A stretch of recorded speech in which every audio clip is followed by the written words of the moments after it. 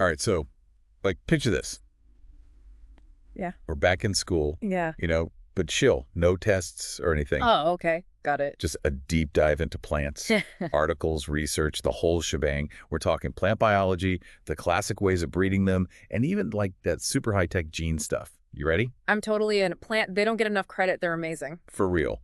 Okay, so plant biology 101, right? This Yeah. always trips me out, but plants, they just keep growing like forever. How does that even work? We can't just sprout a new arm whenever we want. Uh-huh. Yeah, well, it's like this. They've got these zones, meristems. They're kind of like stem cells, but for plants. Oh, They just keep making new cells so the plant can grow taller, wider, the whole deal. it's like a built-in growth spurt. So are all meristems the same? Mhm. Or like, are there different kinds? There are two main types, actually. You've got apical meristems. Those are at the tips of roots and shoots and make the plant taller. Ah, And then lateral meristems, those are for like getting thicker, the girth. so that's how those giant redwood trees get so wide.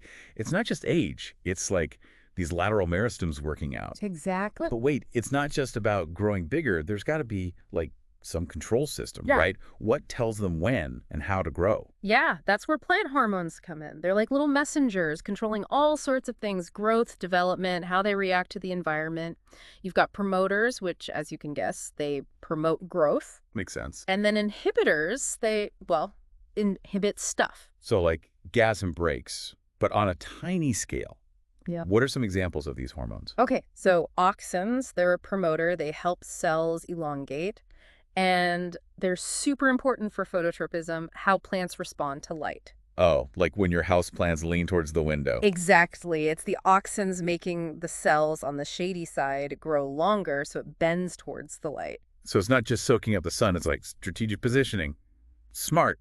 What about those inhibitors? What do they do? Well, there's abscisic acid, or ABA. It's sometimes called the stress hormone because it helps with tough situations. Stress hormone. Plants get stressed. Oh, yeah. Like, when it's dry, ABA levels go up. And that triggers all these responses to save water, like closing the stomata. So it's like their survival mode Mhm. kicking in when things get rough. It's crazy how these tiny molecules can control so much. It really is fascinating. But let's switch gears a bit.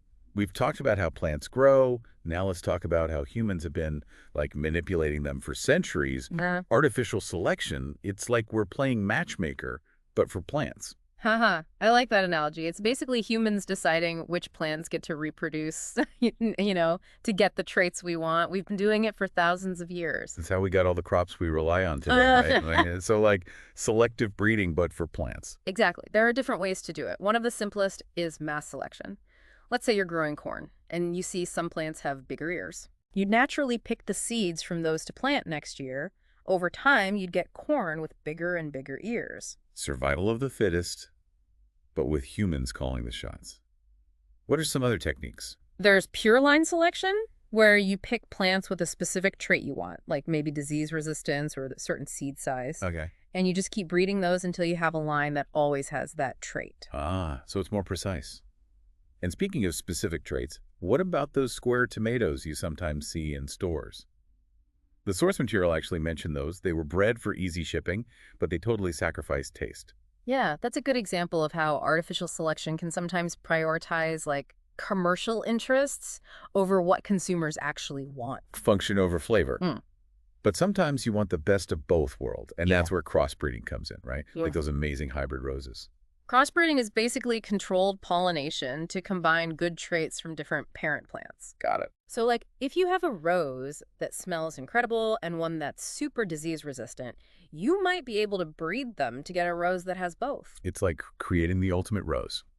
And speaking of ultimate, we got to talk about hybrid corn. It's like changed the world.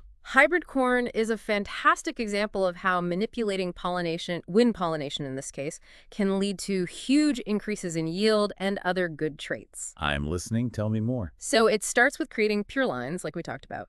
Imagine you want corn with, say, big ears, good taste, high yield, and pest resistance. Okay, that's a lot to ask for. Right. So you develop 4 pure lines, one for each trait. Then you cross them in a specific way. It's called the double cross technique. Double cross. Why double? It's about getting the most out of those good traits. When you cross 2 pure lines, you often get something called hybrid vis in the first generation. They're bigger, stronger, more productive. Awesome. But there's a catch. Right. Yep. The catch is if you save seeds from those hybrids, the next generation, they won't be as good. It's because of how genes mix during sexual reproduction. So it's like a one-time wonder. Kinda. But that's where the double cross comes in. You cross two different F1 hybrids, each with its own good traits. Clever. It creates more genetic diversity, so those good traits stick around in later generations. So it's like a super hybrid. Exactly. And that's why farmers have to buy new hybrid seeds every year. You can't just save the seeds from your own crop. It makes sense now. It's a constant cycle of improvement. Mm. But hey, there are other ways to keep good traits going, right? Like propagating root crops through cuttings. It's like cloning. That's right. Okay, class, pop quiz. What if we wanted perfect plant copies with all the traits we want, without all the crossbreeding? Cloning.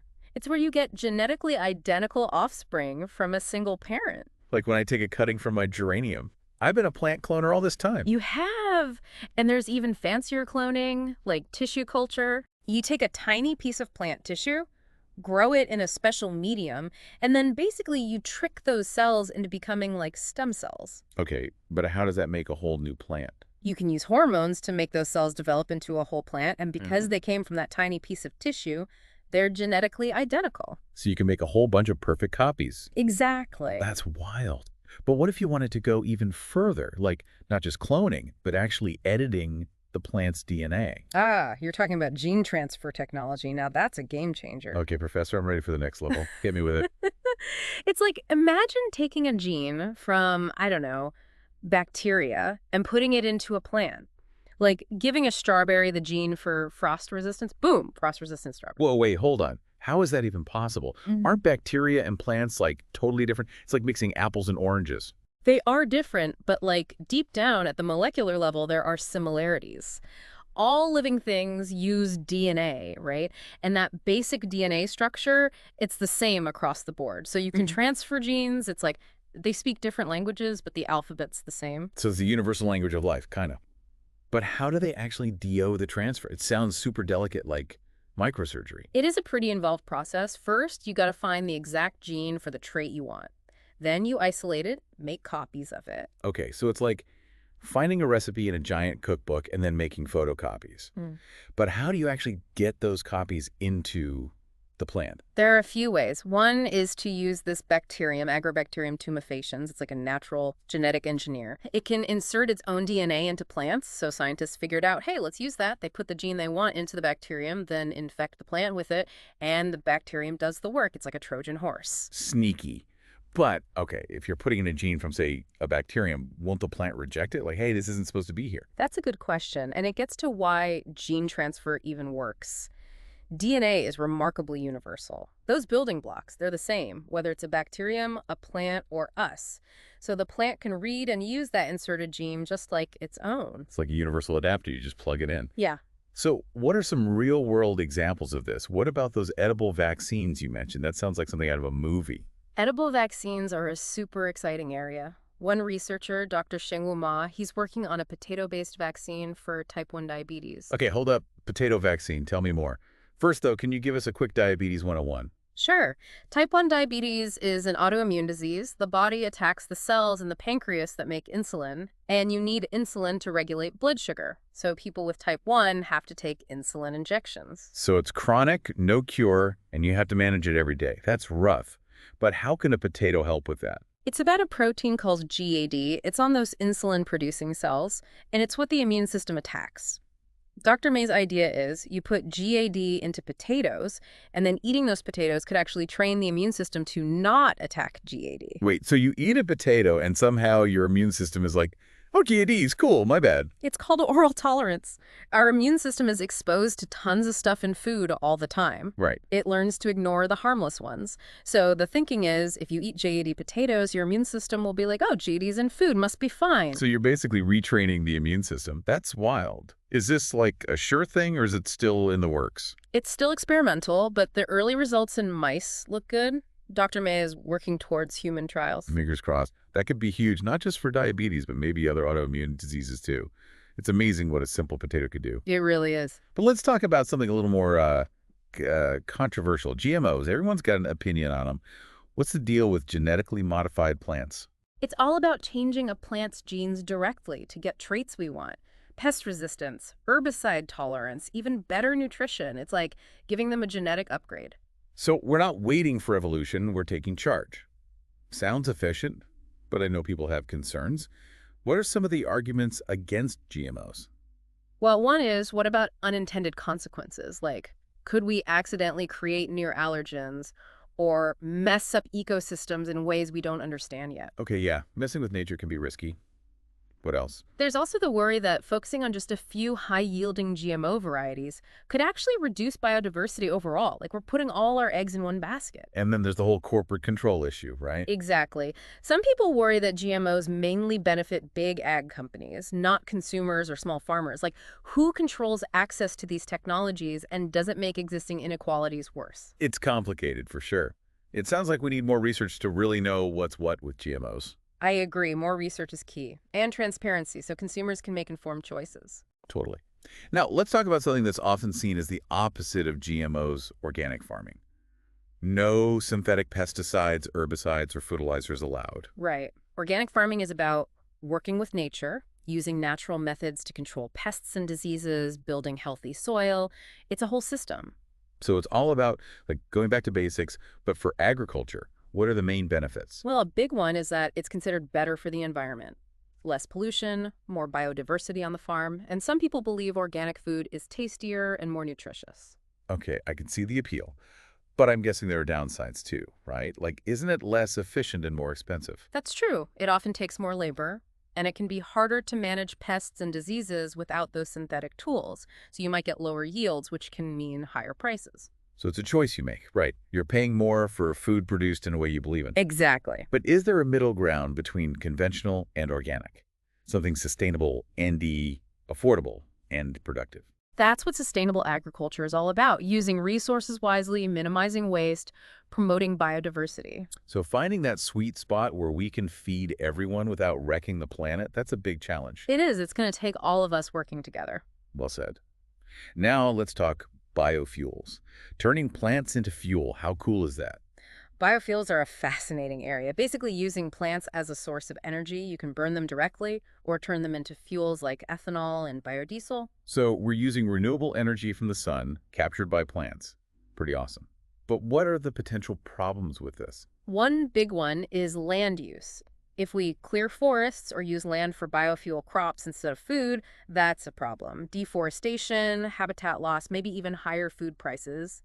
Biofuels have to be done sustainably. Right, we don't want to solve one problem just to create another. Are there ways to do biofuels without taking up all that land? There are. One promising area is using algae. They're super efficient at turning sunlight into energy, and you can grow them in tanks, so they don't need farmland. Pond scum to fuel. Amazing. But algae biofuel isn't the only way plants are helping the environment, right?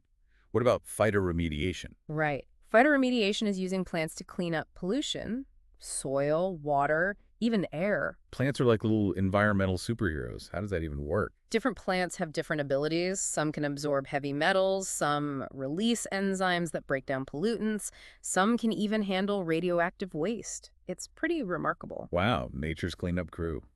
But can they clean up anything, or are there limits? There are limits. It's not a magic solution for every pollution problem. It can be slow, and it doesn't work for every type of pollutant, but it's a very useful tool. It really is. Okay, I think we've covered like a ton of ground today. From basic plant stuff to some pretty high-tech science. It's wild how much there is to learn about plants. It's been quite a journey, and it shows you how amazing and complex plants really are. There's always something new to discover. Absolutely. So to everyone listening, keep learning, keep asking those questions, and never stop being amazed by plants. They are remarkable. And remember, this deep dive is just a starting point. There's a whole universe of plant knowledge out there. So go explore. Thanks for joining us on this botanical adventure. We'll catch you next time for another deep dive.